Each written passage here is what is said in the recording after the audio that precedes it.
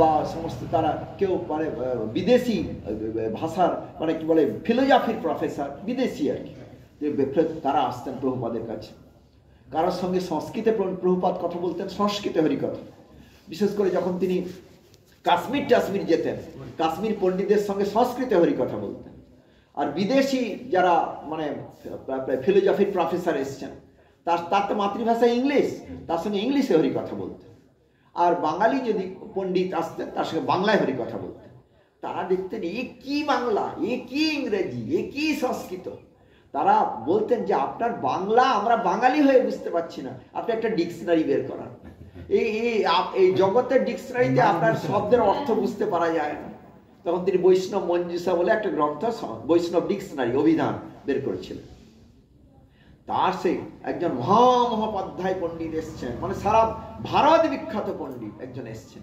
তিনি নানা রকম কথা, বৈষ্ণব অভিধান আছে, গৌড়ীয় বৈষ্ণব অভিধান পাওয়া যায় এখন। গৌড়ীয় সেইটাকে পরবর্তীকালে গৌড়ীয় বৈষ্ণব অভিধান আকারে বেরিয়েছে, শ্রী হরিদাস দাসজি বের করেছেন। আর বৈষ্ণব মঞ্জুষা ক্ষুদ্র সংস্করণ আগে বেরিয়েছিল, সেটা আমার কাছে নেই। তো সেটার পরিপূর্ণ রূপটা এখানে গৌড়ীয় বৈষ্ণব অভিধানে আমরা পাই। এটা বৈষ্ণব মঞ্জুষা যেটা প্রভুপাদের সময় এক খণ্ড না কত বেরিয়েছিল, সেটা আমি দেখিনি, কিন্তু সেইটারই ইনকর্পোরেটেড হয়ে, ক্রোড়ীভূত হয়ে গৌড়ীয় বৈষ্ণব অভিধান আমার কাছে আছে 2 খণ্ড। তো যাই হোক, সেখানে ওইখানে কোন কথাটা বলছিলাম যেন, কিটা বলছিলাম এক্ষুনি? হ্যাঁ, সে পণ্ডিত এসে নানা মানে উনি একটু জ্ঞান মার্গী পণ্ডিত, একটু মানে শঙ্করপন্থী পণ্ডিত।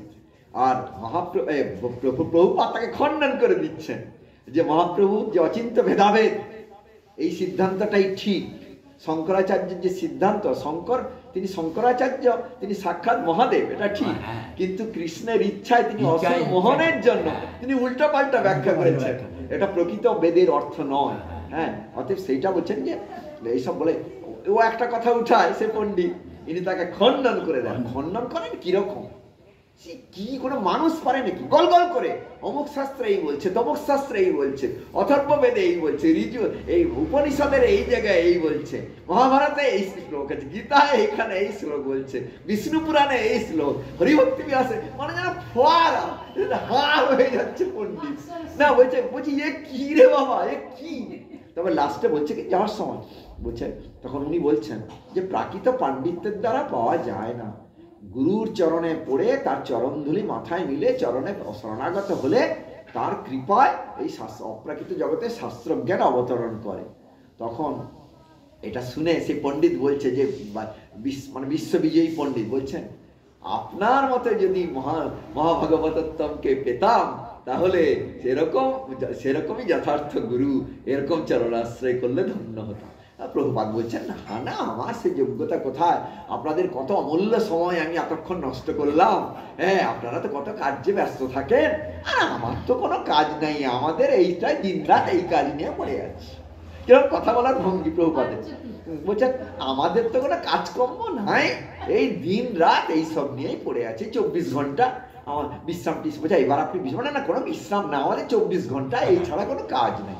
আপনাদের মহামূল্য সময়, তার থেকে আপনারা কয়েক ঘন্টা এখানে ব্যয় করলেন, আপনাদের সময় নিয়ে নেওয়ার জন্য আমি আপনাদের ক্ষমা প্রার্থনা করছি। কিরকম ভঙ্গি, কিরকম ভঙ্গি! এইভাবে অদ্বৈতাচার্য প্রভুর যে মানে ব্যাস বিস্তারিত পাঠ, অদ্বৈতাচার্য প্রভুর যে প্রার্থনা জগৎ উদ্ধার হোক, তার একটা পাঠ পূরণ হয়েছিল অদ্বৈতাচার্য প্রভুর সময়, আর বাকি পাঠটা পরিশিষ্ট, সেটা পূরণ হলো প্রভুপাদের সময়। এবার আর এখন দেখুন, এখন মানে শুদ্ধ ভক্তির কথা সব টপ পোস্ট লেভেলে সব মানে স্বীকৃত হয়। যেখানে ভক্তির কথা বলা হয়, সেখানে ইউনিভার্সিটি প্রফেসররাও বসে, মন্ত্রীরাও বসে, ভাইস চ্যান্সেলররাও বসে, দেশ বিদেশের সব ইউনিভার্সিটিতে চৈতন্য চৈতামৃত পড়ানো হয়। এখন মানে ভক্তকে দেখে কেউ হাসাহাসি করে না, তিলক দেখে কেউ হাসাহাসি করে না। বড় বড় পণ্ডিতরাও অন্তত নিজেরা করতে না পারুক, ভক্তকে অন্তত ব্যবহারিক সম্মানটুকু দেখায়। আগে যে বৈষ্ণব ধর্মকে নাক ছিটকাতো, বলতে ন্যাড়ানেড়ির ধর্ম, ওই সাধন সঙ্গিনী রেখে ব্যভিচার করে যারা, তাদের ধর্ম, মানে সহজিয়া সহজিয়ারা এরকম তো মানে সাধারণ সঙ্গিনী রেখে ব্যভিচার করে দেখাতো যে ওইটাই ভক্তি বোধ হয়, তখন শিক্ষিত লোক ভাবতো বৈষ্ণব ধর্মটা একটা বাজে জিনিস। কিন্তু প্রভুপাদ দেখালেন যে ওগুলো বৈষ্ণব ধর্ম নয়, ওগুলো শ্যামা ঘাস, ওগুলো ধান গাছ নয়, ধান গাছের মতো দেখতে, ওগুলো আগাছা। ওরা বৈষ্ণব নয়, বৈষ্ণবের মতো দেখতে ওরা, কারণ শুদ্ধ বৈষ্ণব ধর্মের মধ্যে কোনো অবৈধ স্ত্রী সঙ্গের কথা নাই। পরম পবিত্র চরিত্রবান না হলে ভক্ত না, ভদ্র না হলে ভক্ত হওয়া যায় না। আগে সুনীতিপরায়ণ হ, চরিত্রবান হ, ভদ্র হ, ভক্ত তো পরের কথা। আগে মাধ্যমিক পাস করো, তারপরে বিএ পড়বে, এমএ পড়বে, ডক্টরেট হবে, সে অনেক উপরে কথা। তো এইগুলো তখন সবাই যখন দেখলো যে প্রভুপাদের মতো পণ্ডিত, প্রভুপাদের মতো সচ্চরিত্র, প্রভুপাদের মতো অভিজাত ইনি যখন হরিকথা বলছেন, বৈষ্ণব ধর্মকে সর্বশ্রেষ্ঠ বলছেন, নিশ্চয়ই এটা সর্বশ্রেষ্ঠ। তখন তারাও এলেন, তারাও হরিনাম নেন। এখন দেখতে পাচ্ছেন বড় বড় শিক্ষিত সমাজ থেকে লোকে এসে হরিনাম নেয়। হ্যাঁ, বড় সম্ভ্রান্ত সমাজের লোকেরা এখন হরিভজন করে। এখন সাধুদের বৈষ্ণব দেখলে কিছু না পারুক মাথা নত করে, ব্যঙ্গ বিদ্রুপ করে না। হ্যাঁ, এ করে মঠে মন্দিরে এসে প্রণাম করে, প্রসাদ গ্রহণ করে, বৈষ্ণব ধর্ম যে সর্বশ্রেষ্ঠ এ কথা অন্তত মুখে স্বীকার করে। কেউ কেউ আবার আচরণও করে, যার যে যার ভাগ্য অনুযায়ী। এটা তাহলে প্রভু অদ্বৈতাচার্য প্রভুর যে অবদান, সেটাকে পরিপূর্ণ রূপ দিয়েছেন পরবর্তীকালে আধুনিক জগতে সেই অদ্বৈতাচার্য প্রভুরই অভিন্ন বিগ্রহ শ্রীমৎ ভক্তি সিদ্ধান্ত সরস্বতী গোস্বামী ঠাকুর, যার 150 বর্ষ পূর্তি আবির্ভাব তিথি সামনে আসছে। তো আজকের দিনে শ্রী অদ্বৈতাচার্য প্রভুর মহিমার কথা আমরা শ্রবণ করলাম, এবং আজকের তিথিতেই আমাদের শিক্ষাগুরুপাদ পদ্ম, আমার অন্তত শিক্ষাগুরুপাদ পদ্ম শ্রীপাদ ভক্তি কুমুদ প্রভু, জ্যোতিশেখর দাস ভক্তিশাস্ত্রী ভক্তি কুমুদ প্রভু, তিনি তিরোধান লীলা প্রকাশ করেছিলেন। অর্থাৎ আপনারা হয়তো বিকেলবেলা না, সে না 4টা থেকে 5টা আমরা ওখানে থাকবো, সেখানে তো কীর্তন করবোই, তবু এখানে একটু টাচ করে দিচ্ছি, সেখানে বিস্তারিত বলবো, এখানে একটু টাচ করে দিচ্ছি। তিনি 4 আচার্যের কৃপাপ্রাপ্ত। তিনি ছিলেন জগৎগুরু শ্রীমৎ, যার কথা বললাম এতক্ষণ, জগৎগুরু শ্রীমৎ ভক্তি সিদ্ধান্ত সরস্বতী গোস্বামী ঠাকুর, তার শ্রীচরণ আশ্রিত। অর্থাৎ কার শিষ্য? দেখুন, তিনি মহাজনের সন্তান, মহাজনের সন্তান। তো তিনি একবার হুঙ্কার করে বলেছিলেন আমাকে, বলছেন জানো, জানেন, জানেন বলে বলতেন, সম্মান দিতেন সবাইকে। বলছেন জানেন, আমরা জগৎগুরু শ্রী প্রভুপাদের শিষ্য, আমরা জগৎগুরুর কার্য করতে সমর্থ। মানে বলতে চাইছেন, এটা অহংকারের কথা নয়, মানে বলতে চাইছেন যে যেরকম জগৎ গুরুর আমরা, মানে প্রভুপাদ আচার্য কেশরীর আমরা বাচ্চা, অতএব আমরা হুঙ্কারে সব অপসিদ্ধান্ত উড়িয়ে দেব। উনি বলতেন যে আমার কাছে সিদ্ধান্তের যে গুলি আছে, সেই গুলি দিয়ে আমি সব অপসিদ্ধান্তকে আমি সমস্ত খণ্ডন মণ্ডন করে দেব। প্রভুপাদের শিষ্য মানে এটা হচ্ছে শুদ্ধ অহংকার, এটা শুদ্ধ অহংকার, বুঝতে পেরেছেন? যেটা রাধারানী বলেছেন না, তোমারই গরবে গরবিনী হাম, রূপসী তোমারই রূপে। মানে তারই চাঁদের নিজস্ব আলো নেই, সূর্যের আলোয় আলোকিত। আচ্ছা, আমি প্রভুপাদের সন্তান, আমি শ্রী সিদ্ধান্ত সরস্বতীর সন্তান, অতএব তার চরণের পাদুকা বাহক সূত্রে যে সিদ্ধান্ত জ্ঞান পেয়েছি, সেই সিদ্ধান্তের দ্বারা সারা জগৎকে শিক্ষা দিতে পারি। এটা অহংকারের কথা নয়, এটা শুদ্ধ গুরু দাস অভিমান। কথা বুঝতে পেরেছেন? তো তিনি সারাটা জীবন তিনি হরিকথা আচার এবং প্রচার করার জন্য গ্যালন গ্যালন চিদ্রক্ত ব্যয় করেছেন। সারাটা জীবন, মানে ভাষণে প্রভু কথা বলবেন না, চন্দন প্রভু, চন্দন প্রভু হরিবল, প্লিজ কথা বলবেন না হরিকথা মাঝখানে। তো তিনি সারাটা জীবন বিপুলভাবে এই শুদ্ধ ভক্তি সিদ্ধান্ত মানে তার গুরুদেবের বাণী প্রচার করেছেন। কিভাবে প্রচার করেছেন? প্রেস এবং প্ল্যাটফর্ম, দুদিক থেকে। বলছে প্রেস কি না, এই ছাপাখানা, যেটাকে প্রভুপাদ বলেছেন বৃহৎ মৃদঙ্গ। বৃহৎ মৃদঙ্গ মানে বড় খোল। এই যে খোলের আওয়াজটা কতদূর যায় বলুন তো? এই খোলের আওয়াজটা কত দূর যায়? এখানে খোলে যে কীর্তন করি আমরা, কিছু দূর যায়, বড়দের মাইক যতটুকু যায় ততটুকু, তাই কিনা? তাহলে খোলের আওয়াজটা সামান্য পথ যায়, সামান্য পথ, কিন্তু বড় খোল মানে প্রেসে যখন গ্রন্থ ছাপা হয়, সেই গ্রন্থ সারা পৃথিবীর লোক পড়তে পারে তো। অতএব যখন মুদ্রিত আকারে বাণী আমরা প্রকাশ করি, অর্থাৎ বড় খোল বাজাই, অর্থাৎ প্রেসে গ্রন্থ ছাপাই, সেটা মহাপ্রভুর কথাটা আরো ব্যাপকভাবে ছড়িয়ে যায়। সেটা তিনি নিজে করেছেন, সেই তার যৌবন থেকে সেটা তিনি করেছেন। এবং তিনি মানে কিভাবে করেছেন, মানে গ্রন্থ তো লিখলেন, বহু গ্রন্থ লিখেছেন তিনি, উড়িয়া ভাষায় বেশি, বাংলা ভাষায়ও লিখেছেন, ইংরেজিতেও, বিভিন্ন ভাষায় তিনি গ্রন্থ রচনা করেছেন। এবং শুধু তাই নয়, আরো মজার কথা আছে, প্রুফ রিডিং, এটা একটা বাণীর সেবা। প্রুফ রিডিং, তার অনেক বয়স যখন হয়ে গেছে তখনও তিনি প্রুফ রিড করেছেন। প্রুফ রিডিং কত কঠিন কাজ জানেন, সূক্ষ্মভাবে রিডিং করতে হয়। তিনি আমাকে বলেছিলেন যে আমি যে ঘরে থাকতাম, পাশের ওপাশে গ্রন্থ ছাপা হচ্ছে, বলছে দেওয়ালের ওপাশ থেকে দড়ি করে প্রুফটা নামিয়ে দিত।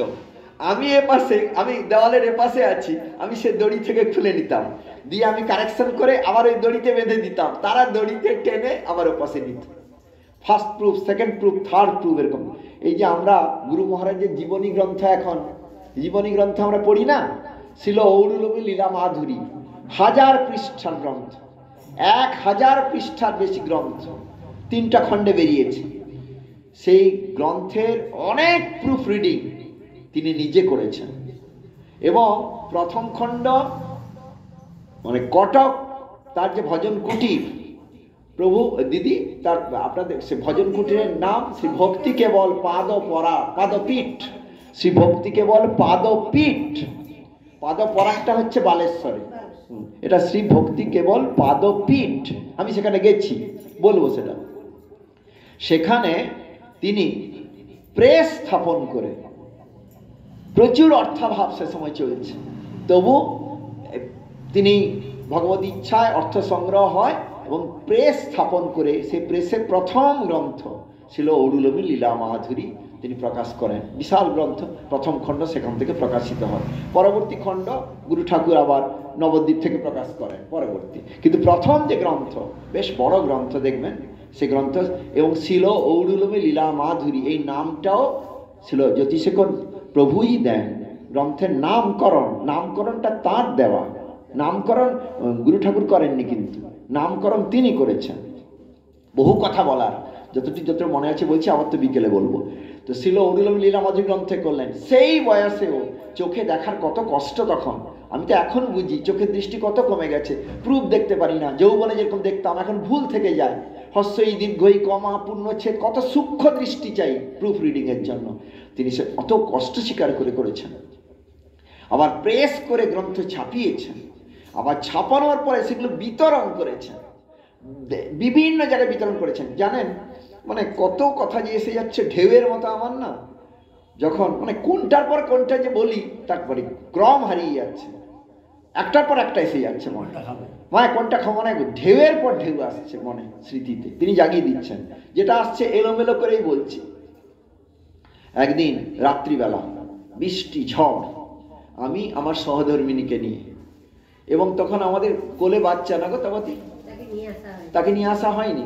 আচ্ছা, আমার তখন আমি তখন বাজকুল কলেজের প্রফেসরি করি, আর আমার সহধর্মিনী, আমার বয়স তখন খুব অল্প, আমি যুবক একদম। তো আমি আসছি, এসে আমি কোনোদিন কটকে আসিনি, জ্যোতিষেখর প্রভুর মানে ভজন কুটিরে আমি কোনোদিন যাইনি। অথচ আমি যাব টিগিরিয়ায় গুরু ঠাকুর আছেন, তার গ্রন্থ আমাকে নিয়ে যেতে হচ্ছে, সেবার দায়িত্ব। এবার রাত্রে আমি হল্ট করব কটকে, প্রভু আমাকে দেখিয়ে দিবেন পথ বা আমাকে নিয়ে যাবেন, এটাই ঠিক আছে। কারণ আমি তো জানি না, কটকও জানি না, টিগিরিয়া তো জানিই না। তো এবার কটকে পৌঁছেছি যখন, বাস স্ট্যান্ড থেকে কিচ্ছু জানি না, তখন বৃষ্টি পড়ছে, রাত্রি 11টা।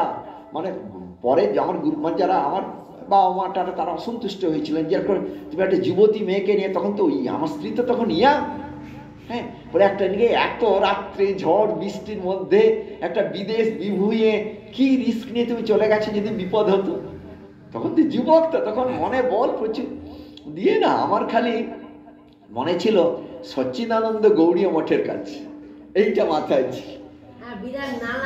দাঁড়াও, এইটা কিন্তু সেখানে গিয়ে নিশুতিরা তখন 12টা মতো বাজে, হ্যাঁ তাই জল কিছুই জানি না, কোন রাস্তা, অপরিচিত শহর, সেখানে কাকে ডাক, টেলিফোন, ফোন নাই, ফোন নাম্বার নাই, কোনটা ওদের ঘর, কোনটায় দরজায় ধাক্কা মারবো, সে অলৌকিকভাবে ঠাকুর সব করে দিল জানেন। সে যেমন টোটো গিয়েছিলাম না, সে রিক্সা, সে যে না রিক্সা কি করে যে মানে যে ঠাকুর কোলে করে নিয়ে যায় না, মানে কি রিস্ক নিয়েছি, গুন্ডা বদমাইশের হাতে তো পড়তে পারতাম, ভুল সর্বস্ব নিয়ে আমার স্ত্রীরও ক্ষতি করতে পারতো, কি বিপদ হয়ে যেতে পারতো। দিয়ে সেখানে গিয়ে তখন আমরা যে তিনি চিনতে পারছেন না, সেই মানে যিনি রিক্সা নিয়ে গেছেন, আমরা দেখুন এরকম পড়ছে, যত বলি সে বুঝতে পারে না। আমরা দেখুন সচ্চিদানন্দ গৌড়ীয় মঠের পাশে হবে, কিন্তু কোন জায়গাটা আমি বলতে পারবো না, পাশে একটা বড় নালা আছে এটুকু শুনেছি। তখন উনি বললেন কি মঠের পাশে, আমরা পেছন দিকটা একটু হবে, কোথায় গিয়ে না কারো কেতবতী আগে একটা ঘরে, তারা বলছে না না না সেটা নয়, এরকম করে করে হাতে না একটা জায়গায় ঠিক সেই জায়গায় নিয়ে এসেছে। দেখে এরকম ধাক্কা মারতে না ভয় তখন ভয় লেগে গেছে। রাত্রি 12টা না, টিপিন বৃষ্টি হচ্ছে একবারে, তারপর নর্দমাটা মিল হয়ে গেছে, নর্দমাটা দেখছি বড় নর্দমা করার পর তার দরজা খুলে তার বাবা বেরিয়ে এসছে, মানে দিদির বাবা। জ্যোতিষ বাবু আমি চিনতাম, তিনি আমার বাজকুলে গেছেন আগে, আর তার সব পরিচিত, তার বিশেষ তিনি আমাকে চেনেন। তিনি আমাকে দেখা মাত্র তার মুখ চোখ আনন্দে ভেসে গেল। মানে আমি বললাম এত রাত্রে এলে আমরা বিরক্ত হই, একটা গেস্ট এলো এত রাত্রে, একটা ঝামেলা, তার চোখ মুখে আনন্দ ফুটে উঠলো, আনন্দটা ফুটে উঠলো, মুখে হাসি, তিনি মানে আনন্দের সঙ্গে ওয়েলকাম করলেন।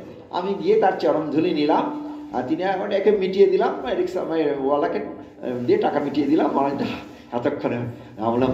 তখন বলছে দিয়ে কাপড় টাপড় ছাড়ুন আগে, পরে কথা হবে।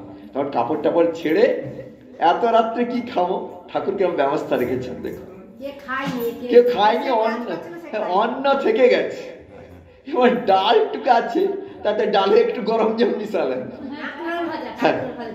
আলু ভাজাটা বলতে কাঁকরোলটা বলতে গরম গরম ভেজে দিলেন, তারপরে কলা বাড়িতে ছিল, আর দুধে একটু মিশিয়ে টিশে দুধটা 1 বাটি করে দুজন তো আছে দিলেন। আর তখন প্রচন্ড খিদে, আর সেই তথা হচ্ছে অমৃতের মতো সব খেয়ে নিলাম। খাওয়ার পর তিনি একটা শোয়াটার ব্যবস্থা করে দিলেন, যে আজ আর রাতে কোনো কথা নয়, অনেক রাত হয়েছে, শুয়ে পড়ুন, কালকে আমি টিগিরিয়ায় নিজে নিয়ে যাব, আপনাদের নিজে নিয়ে যাব। আমরা দেখুন সব গ্রন্থ ভিজে গেছে, গ্রন্থ এনেছি বাজকুল থেকে, ঝড় বৃষ্টি ভিজে গেছে, তখন সেই গ্রন্থগুলোকে মেলিয়ে দেওয়া হলো, ফ্যান ট্যান চালিয়ে করে। আমি তো মানে তার এই আদর আপ্যায়ন পেয়ে বললাম, এরকম কি করে এত রাত্রে তিনি এরকম অতিথি আপ্যায়ন করছেন, এবং আদরের সঙ্গে কোনো বিরক্তি নাই। হ্যাঁ, আমরা উনি কি ঘুমাননি, উনি কিভাবে কি এসব লীলা। তো এই একটা কথা বলতে গিয়ে না আমার তুফানের মতো আরেকটা কথা মনে পড়ে যাচ্ছে, আমি পর আর ক্রম রাখতে পারছি না, আমি কিছু বলে না এখন থামিয়ে দেবো, 20 তারিখে পাচ্ছে বলে না, ওখানে বলবো। হ্যাঁ, এটা পার্ট 1 হয়ে যাচ্ছে, পার্ট 2টা ওখানে হবে। সে কিরকম হয়েছে, মানে এটার সঙ্গে লিঙ্ক হয়ে গেল। লিঙ্কটা কিরকম, বহু ব্যাপার, বহু কথা আছে, আমি খেয়ালই নাই।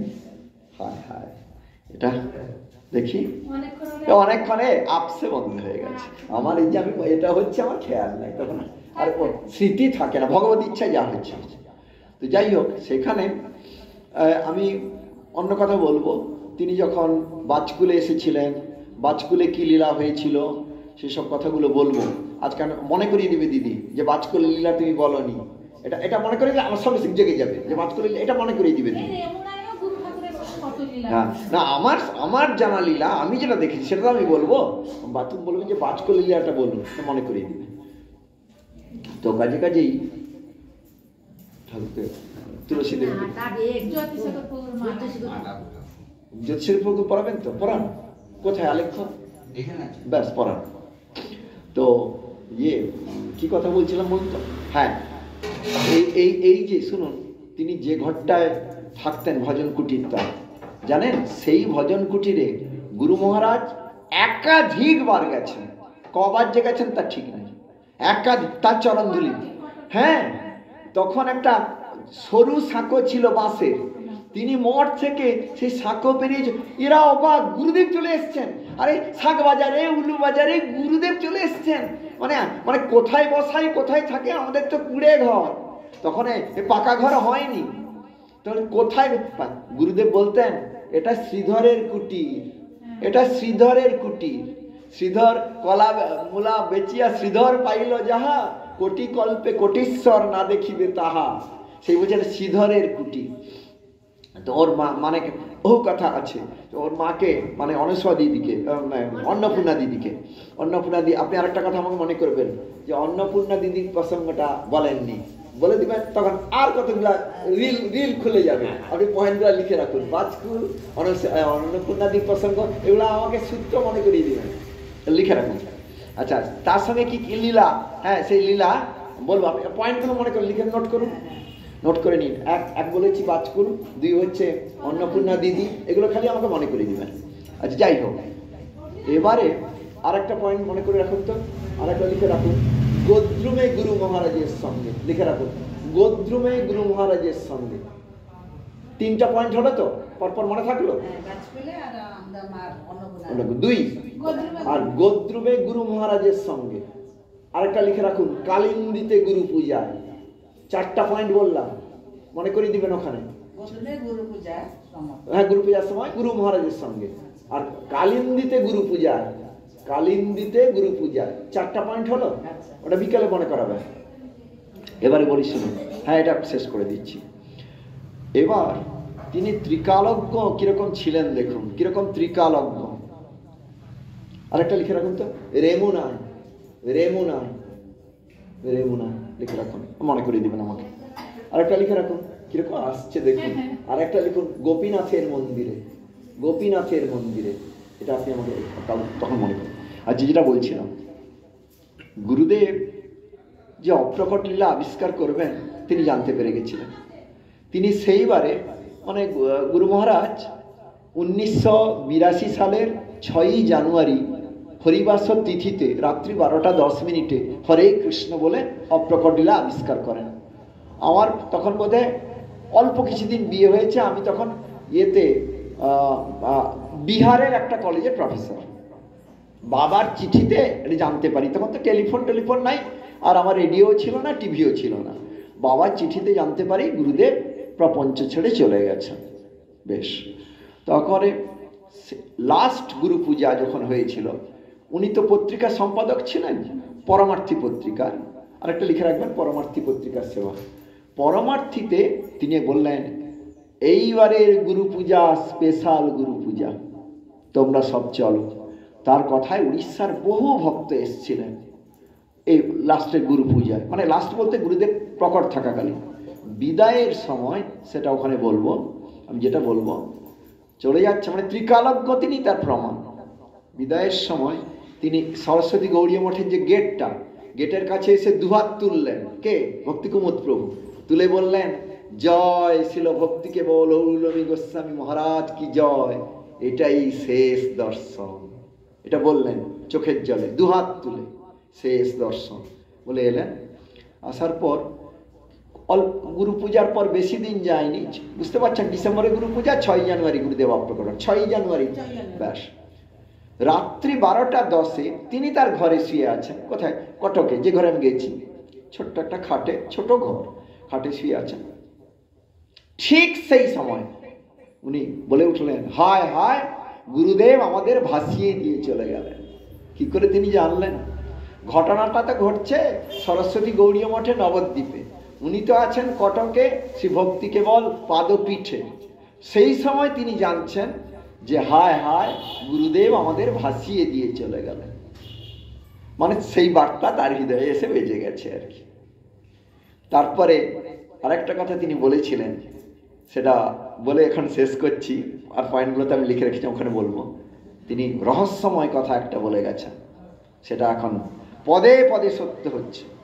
ইংলিশে বলেছিলেন আরেকটা পয়েন্ট লিখে রাখুন তো, বংশীদাস বাবাজির প্রসঙ্গ লিখে রাখুন তো। বংশীদাস বাবাজির প্রসঙ্গ লিখে রাখুন। তো তিনি বললেন, লিখলেন মানে ইংলিশে বললেন, আফটার গুরু ঠাকুর, ভালো করে শুনছেন, গুরু ঠাকুরের পরে কি হবে বলছেন, ত্রিকালজ্ঞ না, আফটার গুরু ঠাকুর গুরু ধারা will be Gupta but not লুপ্ত। অর্থাৎ গুরু ঠাকুরের পর গুরু ধারাটা গোপন হইবে কিন্তু লুপ্ত হইবে না। সেই গোপন গুরুধারা ওম বিষ্ণুপাদ শ্রীমদ্ ভক্তি অমল অরণ্য গোস্বামী গুরুমণির মধ্য দিয়ে ফল্গু ধারার মতো এখানে বয়ে চলেছে। পৃথিবীর কটা লোক তার সন্ধান জানে? এখানে কোনো মন্ত্রী আসে না, এখানে কোনো নেতা আসে না, প্রধানমন্ত্রী রাষ্ট্রপতি আসে না, এখানে বিশাল বিল্ডিং নাই, এখানে ভারতবর্ষে বিশাল বিভিন্ন জায়গায় ব্রাঞ্চ নাই। কতিপয় স্নিগ্ধ গুরু ভাই বোন মিলিত হন, চোখের জলে উৎসবাদি করেন, তারপরে যে যার ভজন করেন। কয়েকজন এখানে মানে সংসার ছেড়ে এসে এখানে গুরুদেবকে নিত্য সঙ্গ দেন। মাটির প্রদীপের মতো জ্বলছে, কিন্তু এই প্রদীপে নিরাজন হচ্ছে শ্রী শ্রী গুরু গৌরাঙ্গের রাধা গোবিন্দের শুদ্ধ নিরাজন, শ্রী ভক্তি বিনোদ ধারার গোপন সংরক্ষণ। এ কথা বলে গেলেন শ্রী ভক্তি কুমোদ প্রভু।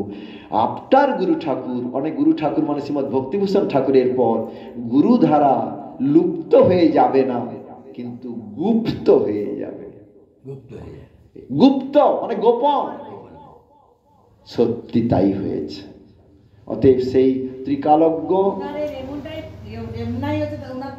এটা রেমুনা, এইটা আরেকটা পয়েন্ট আপনি যেটা ঝটঝট করে লিখে ফেলুন। আরেকটা লিখুন মঞ্জেরিশ্বরী, মনে করে দেবেন, আমি বলে দেবো, শুধু লিখবেন মঞ্জেরিশ্বরী, পয়েন্টটা মঞ্জেরিশ্বরী, মঞ্জেরিশ্বরী, ভক্তি কুমুদ প্রভুর মঞ্জেরিশ্বরী। আরেকটা পয়েন্ট, উফ বাপরে বাপ, ঢেউ আসছে, দেখো মাধব তিথি, মাধব তিথি লিখেছেন, পরে যা যা আসবে আবার আসবে সেখানে হবে। আচ্ছা, এইটা প্রমাণ করলো যে তিনি ত্রিকালজ্ঞ পুরুষ, বুঝতে পেরেছেন তো? আর বাকি কথা বিকেলে আমাদের ওখানে সিটিংয়ে বলবো 5টা থেকে 6টা। আমি তো একদম পুরো মরার মতো ছিলাম আজকে, জানেন? হ্যাঁ, মানে আমি মানে দেখুন, মানে আপনাদের কৃপা প্রভাব কিরকম, আমি নড়াচড়ার শক্তি আমার ছিল না, এত শরীর খারাপ। না না না শুনুন না, আমার কি হলো অবস্থা দেখুন, আজকে সকালটা শরীরটা এত খারাপ, বাথরুমে যে যাব, বাথরুমে যাওয়া সেটা শক্তি নেই, এত দুর্বল, এত সর্বাঙ্গ ব্যথা। তখন আমি কি করব? আমার কোনো রকম আরতি কীর্তনটা করেছি, করে গিয়ে শুয়ে শুয়ে হরিনাম করছি। তো ওষুধ যত রকম ওষুধ হতে পারে, ক্যালপল থেকে অমুক করে অ্যান্টাসিড খেয়ে তারও খুব ফল আছে। দিয়ে সে আমরা আজকে প্রভু তোমার আবির্ভাব তিথি, আমি আর মরা হয়ে শুয়ে থাকবো, একটু কিছু বলাও প্রভু, নাহলে বেঁচে থেকে কি লাভ, একটু গাওয়াও বলাও, তার কিছু পারি না। এসে তিনি দেখুন ঘাড়ে ধরে তিনি করালেন। হ্যাঁ, আমি অবাক হয়ে যাচ্ছি ঠাকুরের কাছে, মানে ভাবতে পারো না, এদিকে আমার হার্নিয়ার কষ্ট রয়েছে, যন্ত্রণা আছে, কিন্তু তিনি ঘাড়ে ধরে করালেন, মানে আমি অবাক হয়ে যাচ্ছি। যারা গুরু বৈষ্ণব যে অসাধ্য সাধন করতে পারেন সেটা প্রমাণ হচ্ছে।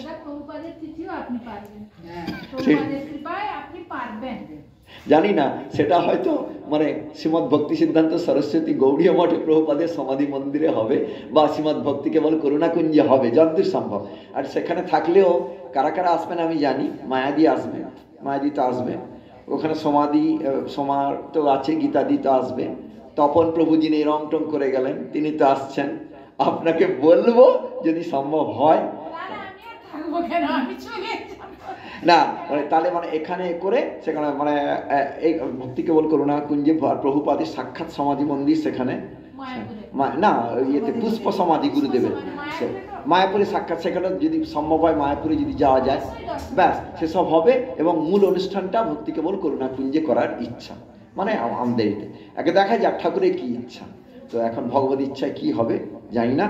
তো এই একদম মানে জ্যান্ত মরা আমি, আপনারা ভাবেন দৈন্য নয়, এই বলাইও ভাবে, মনে করছে যে প্রভু খুব আদর করে তো আমাকে, যে প্রভু আপনি সেদ্ধ তরকারি খাবেন থাকবেন, মানে আমার এত অসুখ, এমন যন্ত্রণা হচ্ছে, মানে তার ওষুধ, তার মেডিসিন, তার চিকিৎসা সেখানে করতে হবে, নাহলে আমি হ্যাঁ তারা সব আসবে। কিরকম আসবে জানেন তো? সমস্ত হরিকথা পৌঁছে যাবে। এখন তো মানে টেকনোলজির যুগ, মানে ওখানে হরি কথা বলবো, এখানে মাইকে বাজবে, এটা হবে। এবং ভিডিও রেকর্ডিংও হবে আর অডিও রেকর্ডিংও হবে, সব আসবে যত সময়। এছাড়া উপায় নেই। মানে ঠাকুর এই আপনি যদি কিছুদিন বিশ্রাম করেও আপনি আসতে পারতেন 2-1 দিনের জন্য, আমি জানি না এখন সেসব কিছু, মানে এখন সেরকম বলার মতো অবস্থা নেই। জানি না প্রভুপাদ যা করবেন। পঞ্চাকল্পতরুভ্যস্য কৃপা সিন্ধু ভয়েবচ পতিতানাং পাবনেভ্যো বৈষ্ণবেভ্যো নমো নমঃ। সবার চরণে দণ্ডবৎ প্রণাম। এটা বলাই, এটা বন্ধ করে দাও না।